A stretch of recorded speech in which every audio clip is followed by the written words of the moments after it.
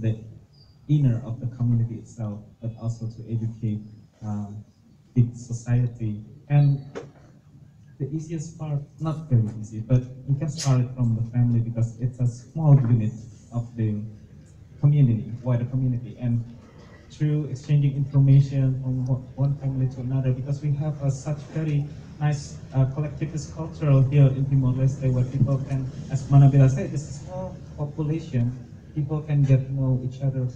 If they can share good and positive information, it can spread easily, and hopefully the better understanding will be happening in the future very soon. And right now, in the middle of our speakers, we already have a special guest coming far, far away from Manila. And as I mentioned his name before, he is um, Silverio as well, right? Yeah. So I will give time to you, Silverio. I should call you Maud right now because we are in Dili.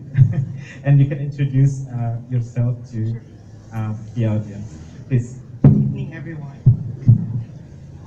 My name is Ryan Silverio, and I'm from Philippines, and I work as the regional coordinator of ASEAN SOGI Caucus. SOGI stands for Sexual Orientation, Gender Identity, and Gender Expression, which many of us most likely know about. Now, our organization is based in Manila, but we are working regionally across the ASEAN region. This is the first time that we are here in Timor-Leste to form connections with the local LGBT community. So I'm very glad that Godiva, together with ICE and HIVOS, allowed us to work together and host this event and meet the local community. Now, our organization is closely engaged in the ongoing ASEAN Civil Society Conference, ASEAN People's Forum. In fact, the ACSC-APF was the space that allowed our organization to be formed. That was way back in 2011 in Jakarta, when several LGBT activists came together and decided, all right, we need to have a stronger presence while the ASEAN community is being formed. And it is very critical because the ASEAN community is creating specific norms that seem to counter internationally recognized human rights standards. When the ASEAN Intergovernmental Commission on Human Rights was formed, later on,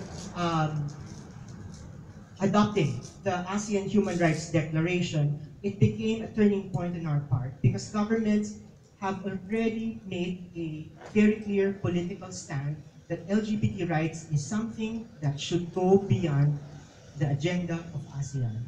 I clearly remember at the time when there was a consultation by the ASEAN Intergovernmental Commission on Human Rights when they were drafting the Human Rights Declaration. Several LGBT activists were there, and we were putting forward the inclusion of sexual orientation and gender identity as amongst the protected categories in the non-discrimination provision. And there you are, the governments of Malaysia and the governments of Brunei stood up and then said, no, we will not support anything related to LGBT rights. So what will be happening now for the LGBT community when in fact our existing regional bodies do not want to work on our rights? At the domestic level, problems do remain. You have countries that continuously criminalize LGBT people.